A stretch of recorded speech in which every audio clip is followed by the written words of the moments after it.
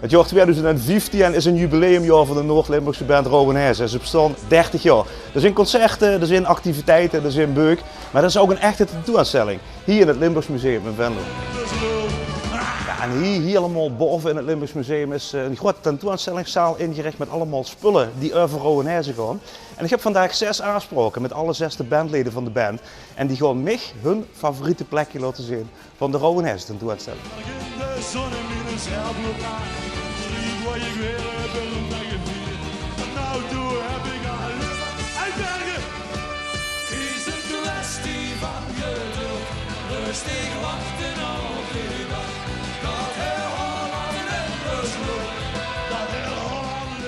Hij is zanger, hij is songwriter, maar hij is ook gitarist van Rauwenheze, Jacques Poels.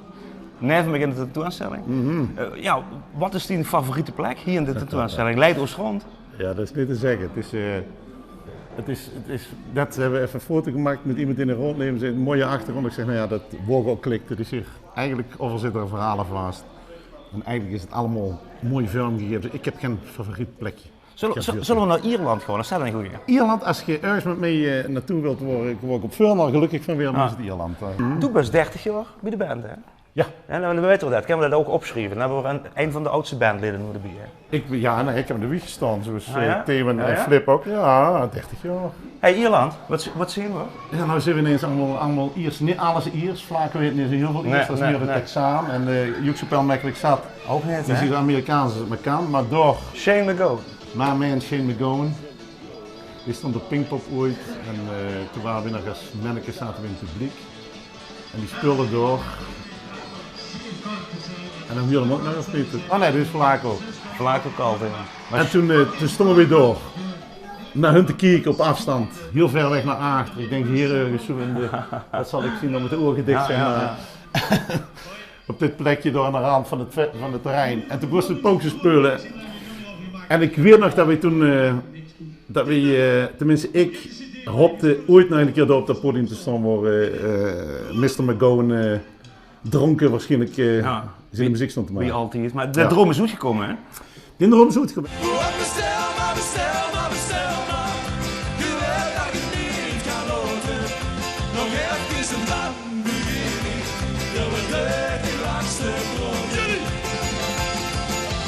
Toch hier even, 30 jaar Rauwenheze. Een hoogtepunt. Ja, dan moet ik toch weer Pinkpop, hè? Ja, dat was toch ja, 92, dat was voor ons echt zo'n maaks moment dat je door speelt, het eigenlijk nog niet beseft, afloopt en het microfoon van Mars Smeets onder de neus krijgt en die zegt dat het geweldig was en dat besef langzaam doordruppelt. Dat je toch wel wat gedaan hebt, waar je nog heel veel plezier van gaat krijgen in je leven. Dat je nog alle kranten gekocht, waar je nog geen multimedia toen. Of had ook nog geen Twitter. Neem eens Twitter erover, nee. Precies, dus we gingen alle kranten kopen, het Parool, de Telegraaf, de Volkskrant, de Limburgse krant. En we lozen het en we lozen dat we het goed hebben gedaan. En daar genieten we nog tot op een dag van vandaag van.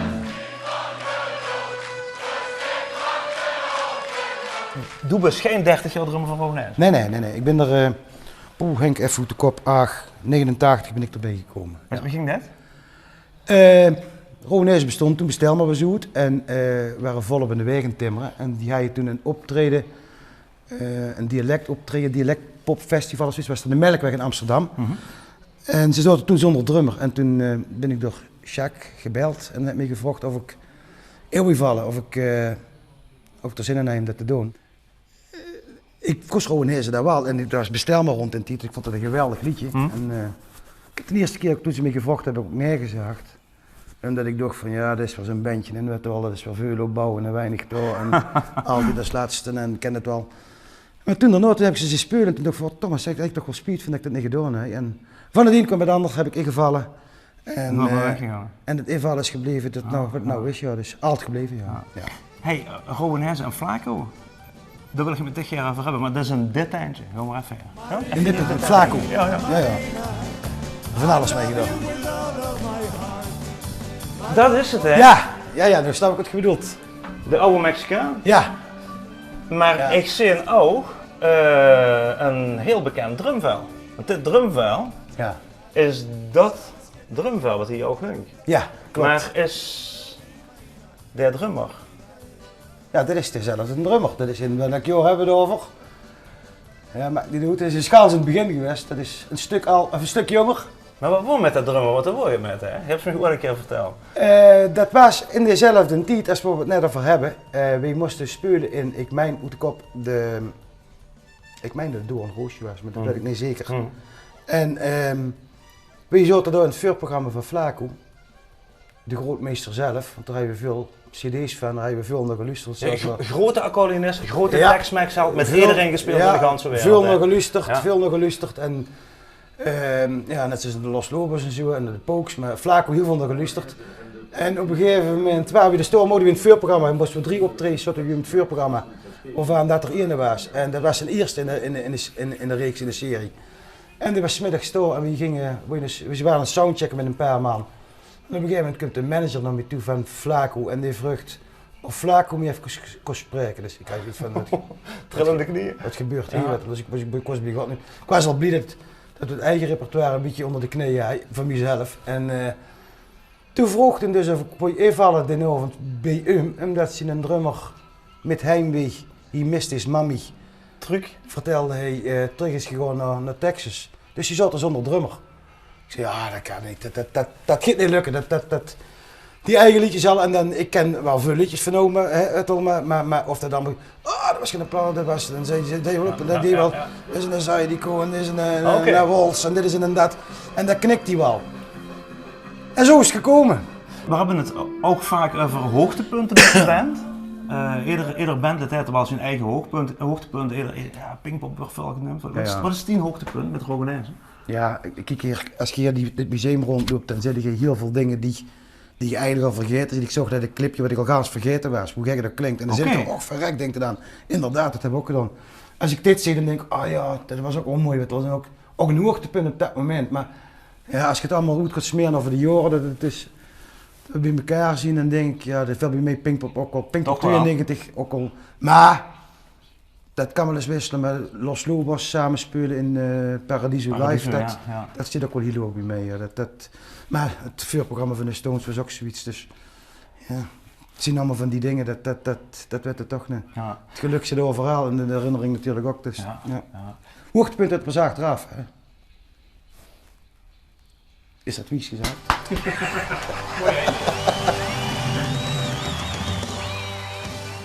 Theo Josten, Henk, gitarist? Ja. Rogenese? Ja, al 30 jaar.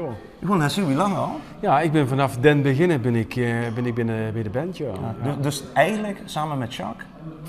We zijn eigenlijk allebei de originele leden van vroeger die erbij zijn gebleven. Ja. Jan Flips was ook samen medeoprichter. Dat is Jan Leeuweg. Ja, Jan is met zijn 50-jarige leeftijd is hij bandpensioen.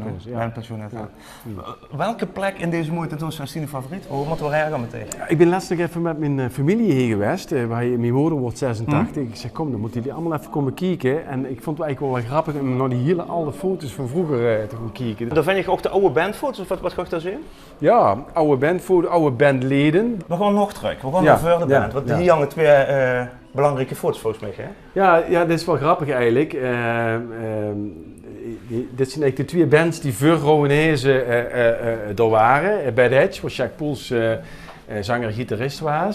Dat is Jacques. Ja, nee, maar anders een beetje loesas misschien, hè? En de kiekers het niet. Ja, en waar ik zelf vroeger ook fan van was. Ja, in het dorp, was dat de band? Ja, dat was de band, de trots van Amerika en omstreken. Ja. En wij gingen ook met vriendjes naar Bad Hedge kijken. Ja, ik zit de boven de linkshandige gitarist, dat moest je zien. Ja, hier in die leerbox, dat ben ik inderdaad, met die rode kabel. Dat is de enige foto die ervan is, Jan Flipsen en Mark Dekkers, de eerste drummer. En dat was de Legendary Texas 4. We kosten 3 akkoorden, maar we hadden zoiets van... toch een legendarisch. Gewoon legendarisch nu, maar misschien was het wel legendarisch slecht.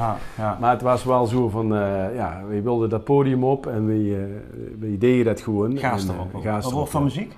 Ja, wij deden toen ook eigenlijk covers, Herman Brood, dat soort dingen eigenlijk. En, eigenlijk in dezelfde linie eigenlijk als wat bij Hedge deed. Dus dat was wel weer hetzelfde. We waren ongeveer dezelfde soort bands. Alhoewel bij Hedge natuurlijk veel meer optredens hadden, die hebben ook 10 jaar bestaan. Dat wordt toen al heel erg populair eigenlijk, in die eigen omgeving. Ja. Hey, en dat zijn Rogenese foto's? Ja, dat zijn eigenlijk de eerste foto's van de eerste optredens. We hebben met Rogenese een paar dialectliedjes opgenomen, carnavalsliedjes. En dit was eigenlijk het eerste popoptreden in Walhalla in Zevenum, popcentrum. Het jongerencentrum, ja. Jongerencentrum, waar wij als eerste optredens hebben gedaan. En vandoor hoe het eigenlijk verder gegroeid zien. We hadden toen maar een half uur programma, dus er waren een aantal liedjes die we moesten dubbelen, omdat we 3 kwartier moesten spelen. Wat is de meest dierbare herinnering aan die 30 jaar? Aan Rauwenaise natuurlijk, hè? Ja, de dierbare herinneringen. Ja goed, dan kom ik natuurlijk op de clichés. Dat Pinkpop natuurlijk een magisch moment was. We vulden toen op dat podium dat hetgene was waar we altijd van gedroomd hadden. Dat die doorbraak zou je gaan zien. Maar ik werd ook wel andere, misschien minder bekende magische momenten. Bijvoorbeeld deze foto is geknipt bij de Grote Prijs van Nederland volgens mij.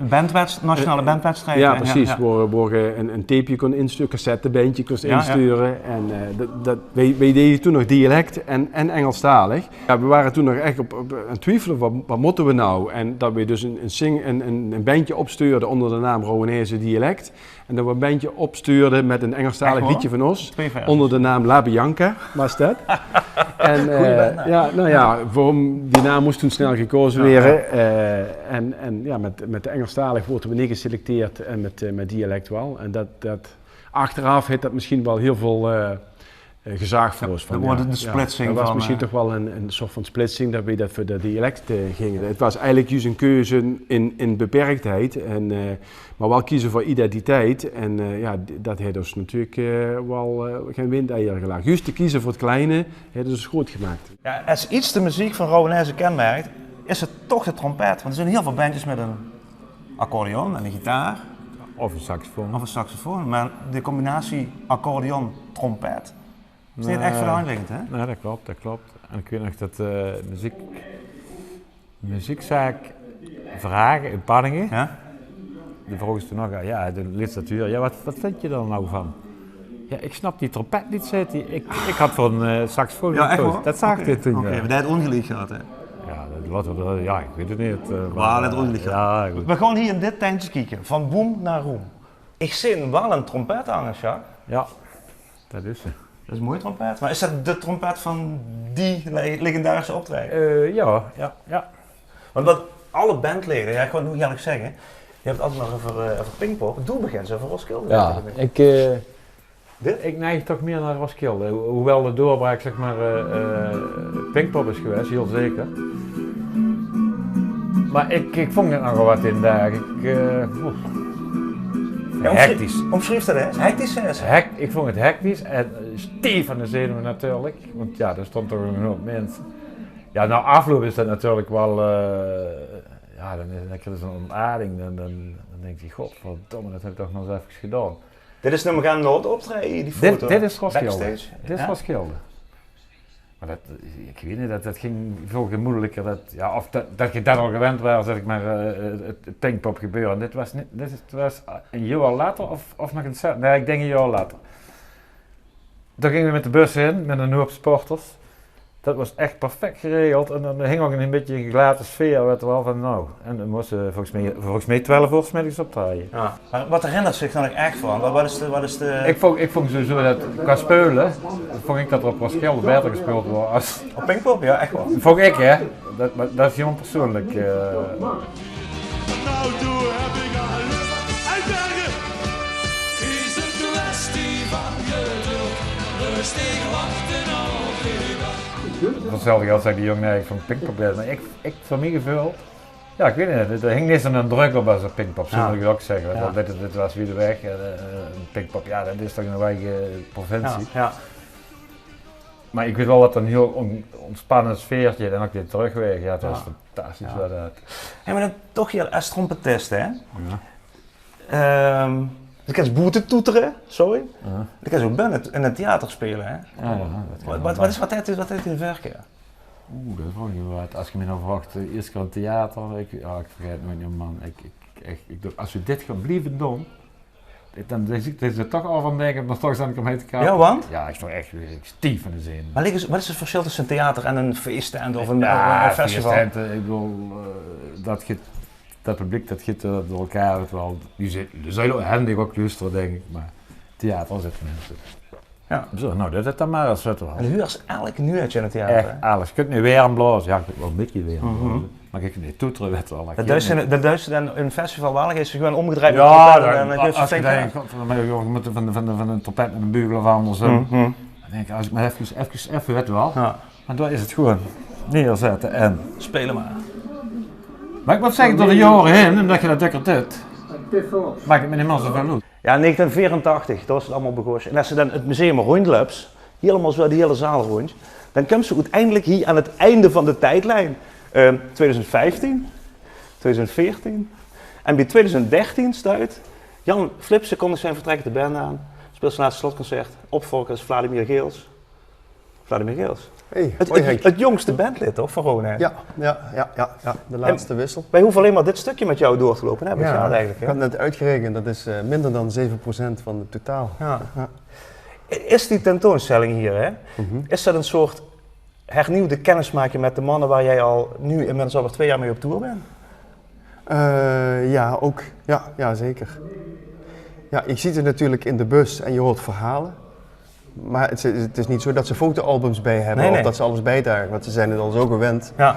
Toen ze dit vroegen, moesten ze allemaal heel diep op zolder in de kelder mijn moeder gaan vragen van, Maar jij hebben we niet, nog hè? spullen? Jij niet, hè? Ik niet, ik heb bijna niks. Nee. Staat er iets van jou? Ik heb natuurlijk op deze plaat gespeeld. Ja, en de filmmuziek heb je ingespeeld van helemaal? Nee, de filmmuziek was eigenlijk al bezig. Ja. Maar de plaat is eigenlijk opnieuw gespeeld. Dus eigenlijk had ik eraan eerst de soundtracks gemaakt. En de cd's hebben in Brussel gaan opnemen. Dat was mijn eerste klus met de Rowanhorse. Ja, maar hier zei je wel al, hè? Zo, een van die eerste publieke optredens dan. Ja, toen ik erin kwam, toen ging het gelijk heel hard. Die cd, een tour. Ja, ik moet je zeggen, want ik had al een beetje moeite hier met die opening.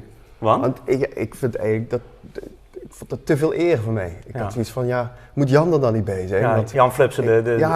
Maar dan gaan we het anders doen. Ja. Stel nou, dat is te veel eer, want dat moeten ze met mij niet doen, dus wel eens met jou waarschijnlijk ook niet doen. Als we nou 30 jaar Vladimir Geels hadden moeten inrichten, dan hadden we Noordkaap gezien, waar je band in bent geweest. Je hebt Triggerfinger heb je gedaan. Ja, ik heb in België heel veel grote bands en aan alle podia gespeeld. Ja.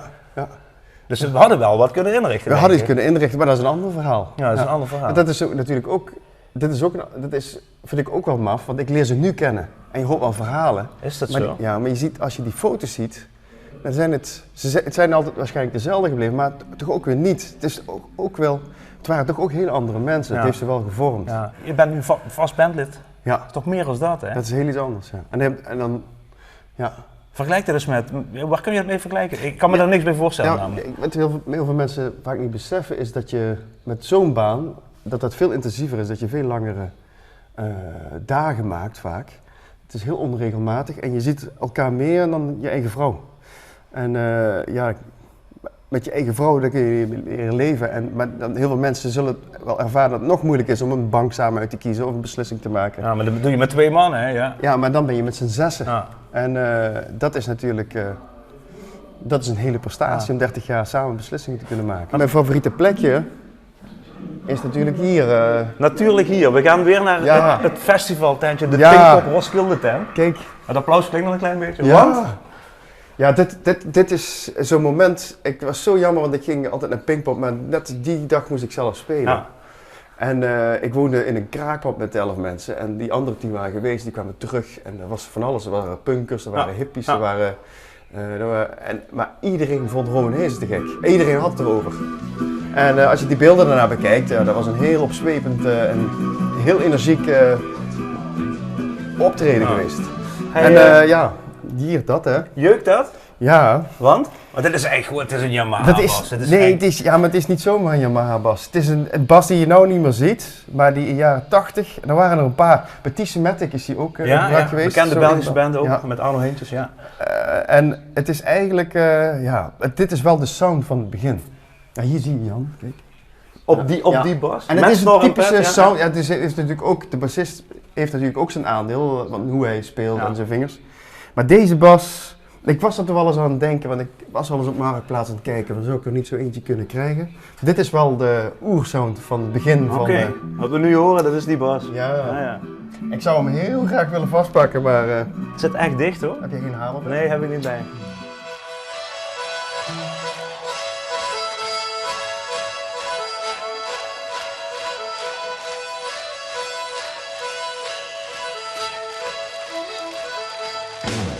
En dit is er, hè? Ja, dat is de track zakt in op Pinkpop geboekt dus. Is hij geen bezuinigd aan, behalve dat er een enorme hoop plekbandje op zit hier? Ja, de plekband, Ja? daar zit zeg maar de equalizing onder, de toonregelaars. Oh, oké. Dat zit eronder, maar het wordt altijd veel te naad. En dan die het afplekken. Ja, kraken. Anders dan leept er allemaal vocht in en beer leept erin. Dus, maar die is overal wel een beetje afgeplekt, want de kwaliteit was niet zo heel goed. En die hong na verloop van tijd hong alles los. Okay. En, Dat is netjes op een ander merk gestaan. Ja. Hey, ik kom tegen het Rowanese een jaar doornemen, de 38 wat zei ik worden dit? Dat is goed. Ja. Want eigenlijk is het zo, als je in een band als Rowanese speelt, dan hebben ze bepaalde soorten optredens, dan hebben ze de tentoptredens, de theateroptredens. Het slotconcert is een beetje zo'n jaarkransachtig idee, hè? Ja. En dat kennen we in deze tent volgens mij heel erg goed zien. Ah, de muziek speelt. Maar hier hangen ook andere optredens, zie je, hè? Vertel eens, wat valt tegen die Ja, het leuke van bij Rowanese is dat ze, of van muziek is eigenlijk, dat ze heel veel verschillende dingen doen. We hebben ons gelukkig nooit beperkt tot maar één ding, tot niet alleen de feesttent, tot de Zuid Begoos, maar ik ben nog goed, dit was de eerste theatertour, Rowanese Giet Vreemd. Met de toneelclub? Ja, met de toneelclub, ja. En dat was het eerste probeersel in theater. We hadden nooit in een theater gezeten en we waren toch zenuwachtig. Dat was gewoon niet normaal. Maar dat is eigenlijk de opstap geweest dat waarom dat we nou nog in het theater zitten. Dat heeft ons een beetje gebracht dat we ook altijd iets meer van het theater hebben willen maken. Niet alleen maar liedjes spelen, maar vooral met een verhaal en met een regisseur? Met een regisseur. Dus daar is dit de opstap van. Wat is er met die koptelefoons hier? Ja, dat is eigenlijk een heel bijzonder concert geweest. Dat was het stilteconcert in de Piel. Met andere woorden, wie die op instrumenten spelen, die ze niet huurden. Maar de mensen op de koptelefoons wel.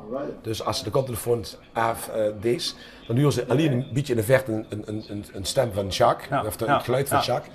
Maar de rest niks, en een beetje raspen. Maar als de koptelefoon op staat, dan huren ze compleet Rowanese. Ja, dat was een geweldig initiatief. Dat hebben we 2 of 3 over gedaan. En dat zou ik nog wel een keer terug willen doen. En dit is eigenlijk ook iets geweest dat behuurt bij ons favorieten.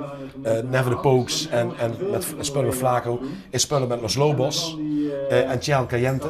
En dat was voor het programma Paradiso Live. En ik weet eigenlijk niet precies. Oh, dat is in 1999. En er kwam eigenlijk als een droom uit om samen met deze band samen te spelen. Ja. En dat heeft wel geleid tot, voor 2 jaar terug zijn we dan een keer naar Los Lobos geweest. En ze vroegen meteen, kom even achter, even bijbuurten. Dat bandje is er nog steeds? Ja, dat is steeds juist. Die banden zijn er altijd wel gebleven, ja. Dus dat is zoiets moois. Dat zit wel in de top 5 denk ik van iedereen van de band. Zou het nog een keer mogelijk zijn? Zorg hè? Ja, ik zou dat ook, zoiets dat zou wel mogelijk zijn, ja. Dat zou ik ook geen willen. Want de onbevangenheid van toen, want ik denk dat ze er redelijk onbevangen was ingestapt als band toen. Ja, die moesten toen ook, dat is waar, als helden, dat is waar. Maar dat pakte zo goed uit. Maar ik zou dat nog wel een keer echt willen overdoen. En ook met de kennis van nou, dat ze daar misschien wel een nieuw soort geluid krijgt met 2 van zo'n band samen. In plaats van elkaars dingen na te spelen. Ja, zo is het begonnen. Maar het belangrijkste van een bandje is, het begint met naspelen, maar probeer vooral die een eigen weg te vinden. En dan hebben we met Rowanese gevangen. En dan heeft Los Lobos ook heel zeker gevangen. Terwijl de oorsprong van ook de Mexicaanse muziek is. Ja. Daar hebben ze een heel scala hits. Daar kent ze mooi in de avond met vullen. Maar waarom maakt ze zich meug nog te aan? Waarom was ze nog altijd wel nieuwe dingen? Ik denk, de hits is een manier zodat we andere leuke projecten ook nog kunnen doen. Want als we alleen maar die hits blijven spelen, dan zou het einde van Rowanese in zicht zien. Want? Ja, dan ging ze niet meer door. Zo kennen we nog eigen legio, de 1 dag vliegen en allemaal. Ja. Maar dan moest er iets mee doen. En ik ben de laatste die de hit niet meer wil spelen, maar het geeft me wel de kans om andere leuke projecten te doen. Dan toch de obligate vraag, die hoogtepunt met de band Rowanese. Ja, het is gewoon ontzettend moeilijk. Dat is, als het één hoogtepunt zou zien, dan hebben we net 30 jaar bestaan. Dus er zijn altijd meerdere hoogtepunten. Ik denk wel dat er punten zijn van de eerste keer het optreden Pinkpop. Dat is wel dat is echt zo'n flinke hiering in de grond van de tent. Ja, Wat- zo'n wat is- landmark van hier, Ja, Westerhoven en zo. dat hebben ze gezet, maar juist daarna hebben we hier al moeten werken om te komen zoals we nu staan. En bijvoorbeeld, de eerste keer met het Metropoolorkest vond ik zelf iets van, ik wist niet wat ik huurde. Ja, zo'n groot orkest achter. Het goede orkest, we waren nog maar met 6 man waar we muziek maken. De mensen gingen dat ganse orkest beginnen. Ik schrok me kapot, ik schrok me echt helemaal kapot. Ik vond het zo prachtig. Ja, Roskilde is erbij, Los Lobos, Flaco. Ik vind er eigenlijk te veel om op te nemen.